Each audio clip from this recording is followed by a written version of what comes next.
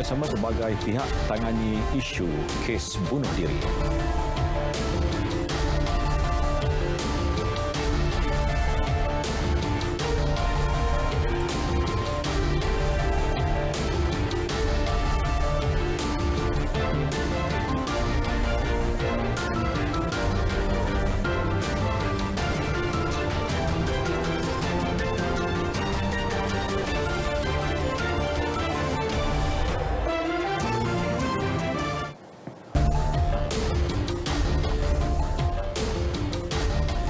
Assalamualaikum, salam sejahtera. Berita tengah malam bersama saya Muhammad Shah Musa.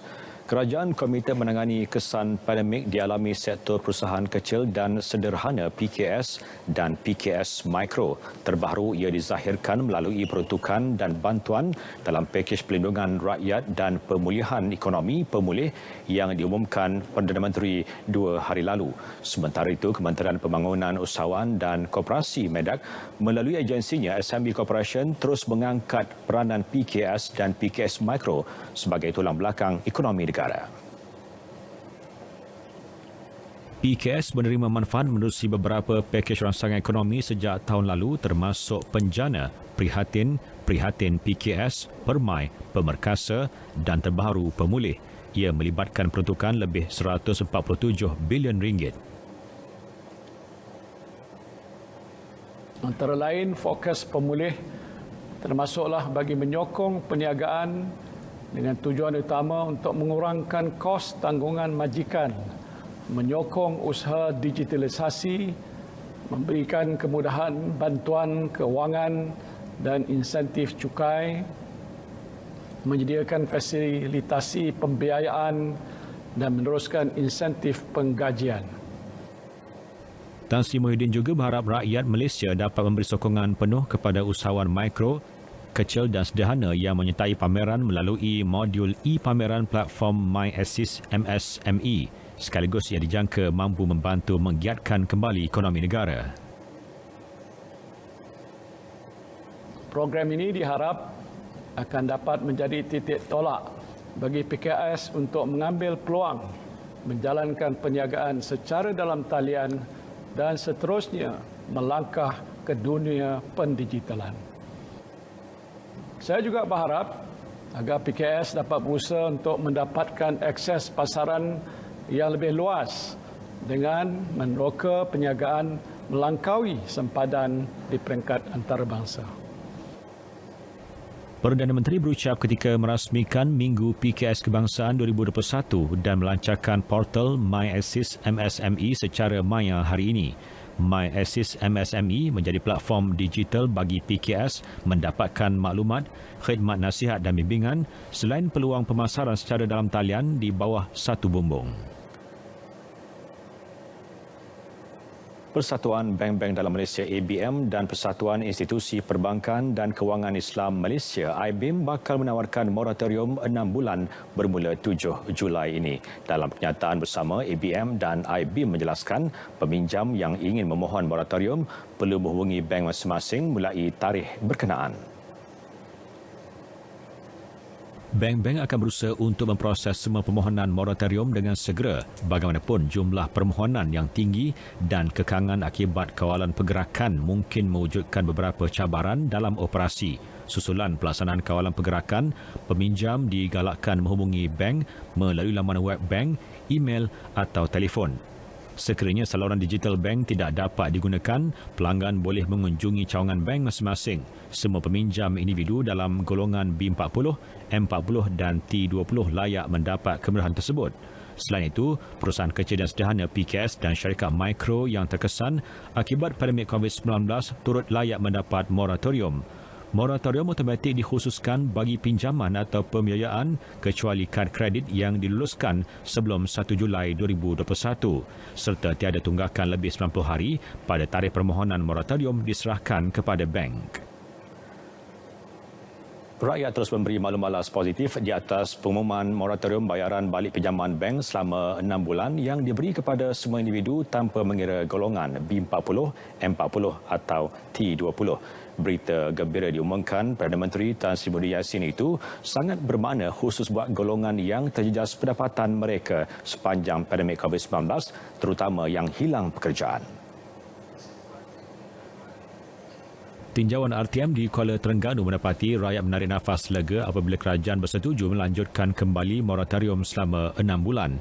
Penangguhan bayaran terutama melibatkan pinjaman bank dilihat sebagai usaha untuk memberi peluang kepada rakyat bagi mengukuhkan kembali kedudukan kewangan mereka. Untuk yang berpendapatan dok tetap tu kira membantu untuk diorang. Dok rasa terbeban tak? Sebab kan ni banyak sangat benda-benda yang barang-barang semua pun mahal apa semua, lepas tu susah nak beli barang apa semua kan. Bila ada benda gini jadi senang untuk diorang, adalah kemudahan untuk diorang. Dok rasa terbeban. Yang moratorium ni alhamdulillah lah, macam kerajaan bagi semula sambungan yang 6 bulan ni, bersyukur sangat-sangat lah dengan apa yang diberikan oleh kerajaan sekarang ni. Boleh sekurang-kurangnya boleh ringankan beban kami sekeluarga ni, dapat menampung lah menambahkan lagi lah duit lebih tu. Bagus dapat material ni untuk rakyat kita semua kan, kita tanggung beban sikit ada musim gini kan. Ada duit lebih. Ada macam duit bagi untuk belanjaan untuk ni masa PKP ni dah masa gini. Bagus kerajaan bagi untuk ni dapat duit ni. Menerusi keputusan khas Perdana Menteri Isnin lalu, kerajaan setuju memberikan moratorium secara automatik selama 6 bulan di bawah pakej pemulihan rakyat dan pemulihan ekonomi pemulih. Persidangan khas Parlimen dicadang diadakan sebelum 1 Ogos ini mengikut peruntukan undang-undang sedia ada. Dalam pernyataan bersama yang di-Pertua Dewan Negara Senator Tan Sri Dr. Yatim dan yang di-Pertua Dewan Rakyat Datuk Azhar Haizan Harun berkata, cadangan itu telah dikemukakan kepada Perdana Menteri Tan Sri Muhyiddin Yassin. Cadangan tersebut susulan Majlis Pengadap yang di-Pertuan Agong Al-Sultan Abdullah Riayatuddin Al-Mustafa Billah Shah semalam. Majlis menghadap itu turut dihadiri timbalan-timbalan yang dipertua kedua-dua Dewan. Kenyataan yang dikeluarkan Parlimen Malaysia berkata, kedua-dua yang dipertua Dewan Negara dan Dewan Rakyat menjunjung titah Seri Paduka Baginda. Parlimen menyatakan komitmen dan kesediaan penuh untuk mengadakan persidangan seperti yang dititahkan Al-Sultan Abdullah sebelum 1 Ogos. Perlis membenarkan umat Islam di negeri itu menunaikan solat berjemaah di masjid dengan pematuhan prosedur operasi standard SOP yang ketat. Raja Muda Perlis Tuanku Syed Faizuddin Putra Jamalulal bertitah kebenaran mendapat perkenan Raja Perlis Tuanku Syed Sirajuddin Putra Jamalulal selepas mengambil kira situasi semasa penularan COVID-19 di negeri itu. Dalam kenyataan, Majlis Agama Islam dan Adat Istiadat Melayu Perlis MAIPS memaklumkan semua masjid dibenarkan menerima kehadiran jemaah dengan kapasiti maksimum mengikut saiz masjid bermula waktu subuh esok sepanjang Pelan Pemulihan Negara PPN. Semua jemaah perlu mematuhi SOP yang telah ditetapkan dan hanya terdiri daripada ahli karyah berusia 12 hingga 59 tahun sahaja. Bagaimanapun, bagi jemaah yang berusia 60 tahun ke atas, hanya mereka yang telah melengkapkan dos kedua vaksin COVID-19 dibenarkan. Tuanku Syed Faizuddin bertitah sebagai langkah kawalan mereka terlibat dengan aktiviti rentas negeri termasuk yang berulang-alik bekerja pada setiap hari juga tidak dibenarkan. Solat jenazah dibenarkan untuk dilaksanakan di masjid dengan terhad kepada petugas dan keluarga terdekat sahaja dengan pematuhan SOP sepanjang masa. Semua aktiviti lain termasuk kuliah agama masih tidak dibenarkan. Orang ramai boleh meneruskan kelas pengajian secara maya melalui program Perlis Mengaji yang disiarkan terus-menerus di laman Facebook MAIPS, Jabatan Hal Ehwal Agama Islam Perlis JAIPS dan Suara Sunnah Channel selain siaran oleh studio Isnad Jabatan Mufti Negeri Perlis. Jabatan Agama Islam Melaka JAIM membenarkan pelaksanaan penyembelihan korban pada Hari Raya Aidiladha tahun ini di masjid dan surau. Bagaimanapun, bilangan haiwan korban terhad kepada 5 ekor sehari sepanjang tempoh 4 hari ibadah korban bermula 20 hingga 23 Julai ini. Pengarahnya, Datuk Cik Sukri Cik Mat berkata bagaimanapun setiap masjid dan surau terlebih dahulu perlu mendapatkan kelulusan Jabatan Perkhidmatan Veterina Negeri yang akan memastikan kesesuaian tempat korban. Pihaknya turut menetapkan hanya 25 petugas berdaftar sahaja dibenarkan hadir ke tempat pengurusan korban di masjid dan surau dengan bilangan haiwan korban terhad kepada 5 ekor sehari. Peserta korban pula tertakluk kepada bilangan lembu yang disembelih iaitu 7 peserta bagi setiap lembu tetapi tidak melebihi 5 ekor lembu pada satu hari. Ia terhad kepada 20 ekor haiwan korban saja bagi setiap masjid dan surau yang melaksanakannya. Dalam pada itu, beliau turut mengingatkan ke semua masjid dan surau agar mematuhi prosedur operasi standard SOP yang ditetapkan bagi memastikan ibadah korban yang dijalankan tahun ini berjalan lancar.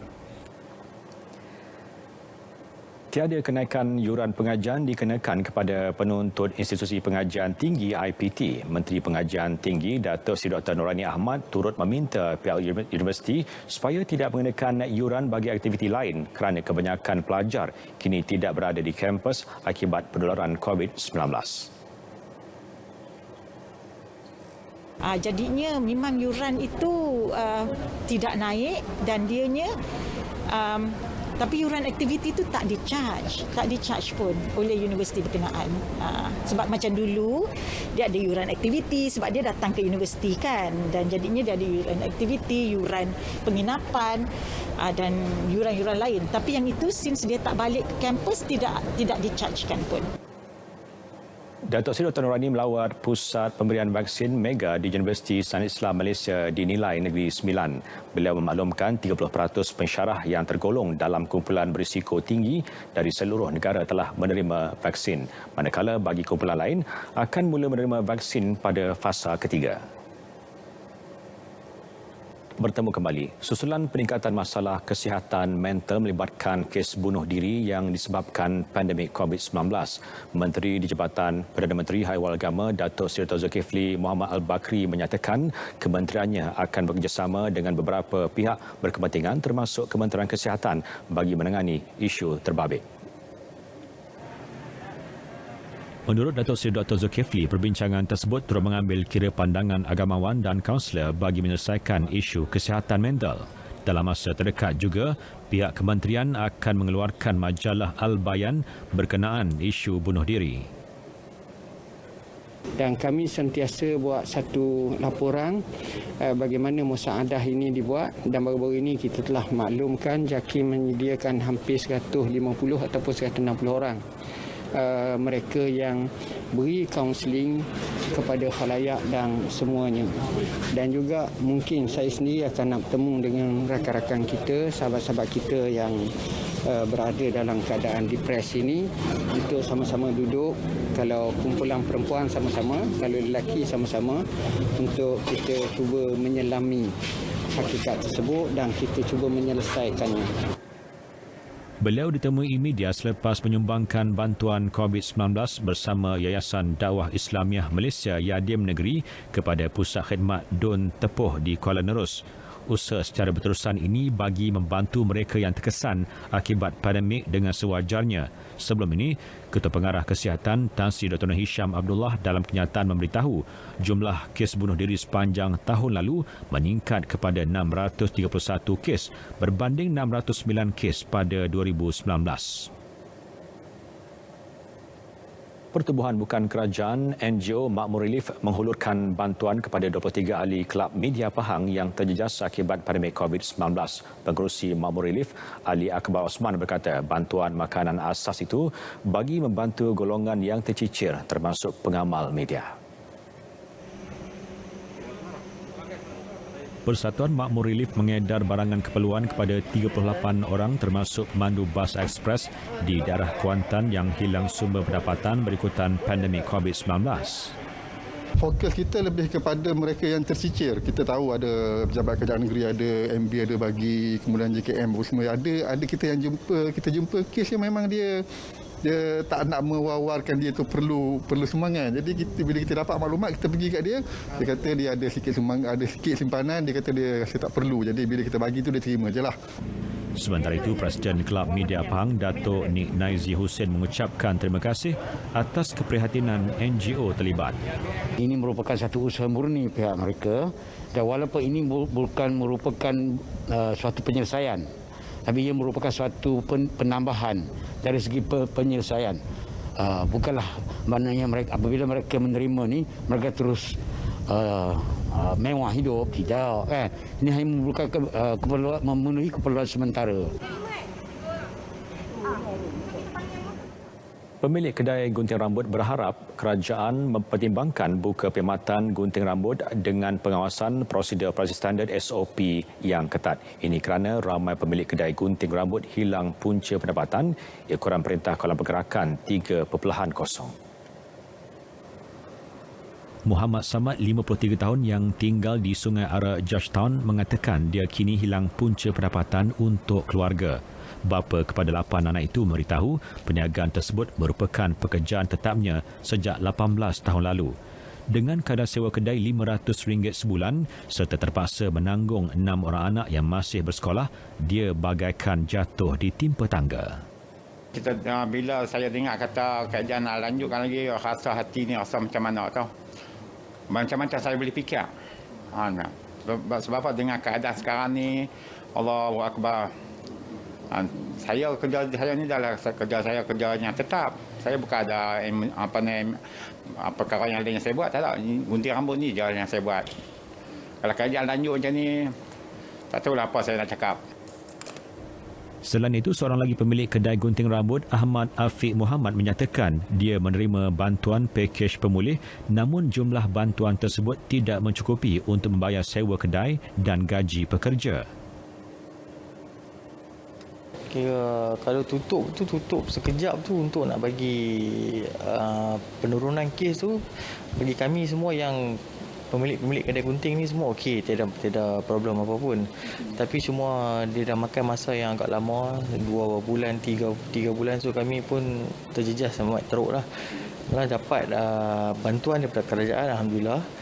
Tapi bantuan tu tidak mencukupi untuk kami menampung pekerja-pekerja, untuk nak bayar sewa, untuk nak anak bini di rumah lagi kan, untuk kita nak sara hidup. Ops bersih COVID dilaksana di program Skim Penempatan Masyarakat Pelarian SPNP Kiansam Labuan. Ops besar-besaran tersebut merupakan usaha sama Jabatan Kesihatan Negeri dan Jabatan Kuasa Pengurusan Bencana Labuan bagi memastikan semua penduduk di 5 kawasan penempatan berkenaan disaring sepenuhnya. Pengarah Jabatan Kesihatan Labuan, Dr. Ismuni Bohari berkata, pelaksanaan OPS tersebut menyasarkan 733 keluarga yang melibatkan lebih 5,000 penduduk di penempatan itu. Pelaksanaan ini susulan kes positif yang tinggi, kematian serta risiko jangkitan COVID-19 berikutan kepadatan penduduk di kawasan tersebut. Untuk kawasan ini kita ada 10 tim yang bekerja hari ini sehingga petang nanti untuk kita cuba menyelesaikan keseluruhan di kawasan ini dengan bantuan tim daripada PDRM dan juga MKN. Kita bersama-sama pada hari ini untuk cuba menyelesaikan. Yang paling penting bagi kita adalah mengenal pasti kes-kes, kuarantinkan kes-kes tersebut, rawat mana-mana yang memerlukan rawatan dan secure yang mana-mana yang tidak lagi dijangkiti. Beliau memberitahu semasa program Skim Penempatan Masyarakat Pelarian di Kiansam. Selain Jabatan Kesihatan, turut terlibat PDRM Labuan, MKN Labuan dan Penguatkuasa Perbadanan Labuan yang membabitkan lebih 100 anggota keselamatan. Kaedah pemantauan menggunakan bot, selaman dan anjing pengesan digunakan dalam operasi mencari dan menyelamat lelaki yang diwakili lemas di Sungai Kuala Pai, Pokok Sena yang memasuki hari ke-4. Ketua Zon 1 Jabatan Bomba dan Penyelamat Malaysia JBPM Kedah, Wan Hamizi Wan Muhammad Zain berkata pencarian sejauh 10 km juga telah dilakukan. Untuk selaman unit penyelamat di dalam air PPDA, JBPM telah melakukan pencarian meliputi 90% kawasan sungai.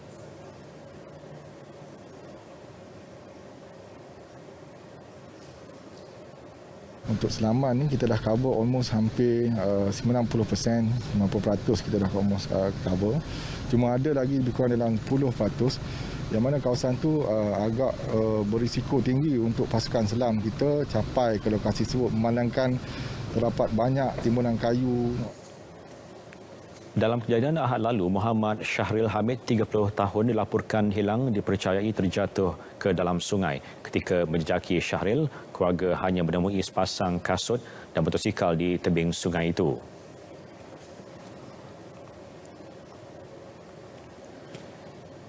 Tiada sebarang pimpinan diadakan di Kedah yang dikaitkan dengan pimpinan Black Demonstrasi.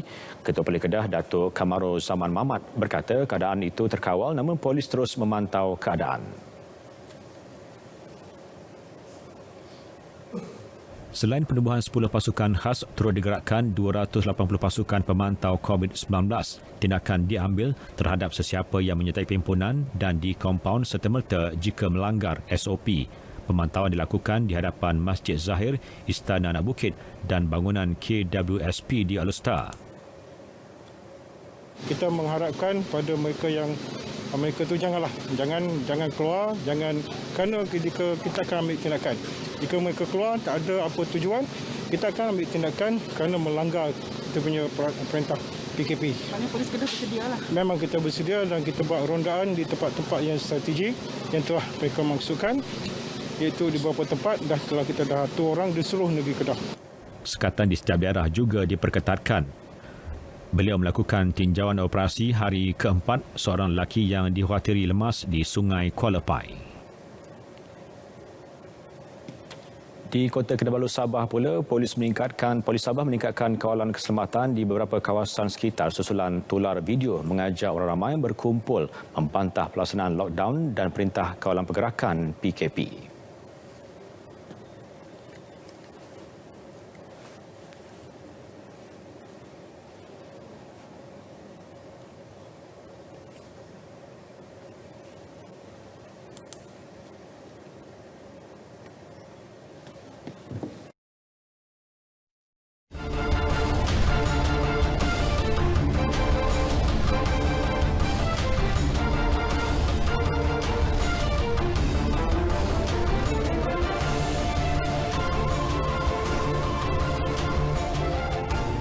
Perkembangan sukan. Menjelang persiapan terakhir pasukan pelayaran negara menghadapi Tamasya Olimpik Tokyo 2020, Menteri Belia Sukan Datuk Seri Zamarikan Naina Marikan sempat membuat tinjauan secara maya bersama pasukan pelayaran negara yang kini berada di Kompleks Pelayaran Langkawi. Malaysia akan menghantar 4 atlet dalam sukan berkenaan iaitu Karunizam Muhammad Effendi, Nur Shazri Muhammad Latif, Nur Aisyah Jamil dan Juni Karimah Nur Jamali.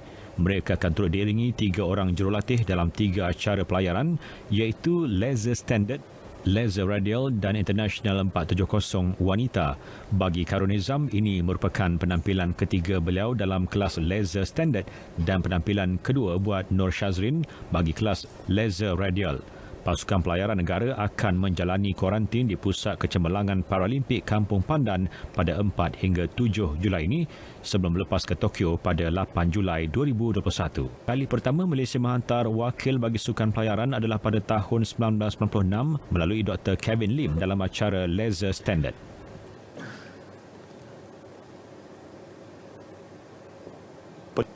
Berita tengah malam berakhir di sini. Terus patuhi SOP untuk putuskan rantaian jangkitan COVID-19. Saya Muhammad Syah Musa. Assalamualaikum dan selamat malam.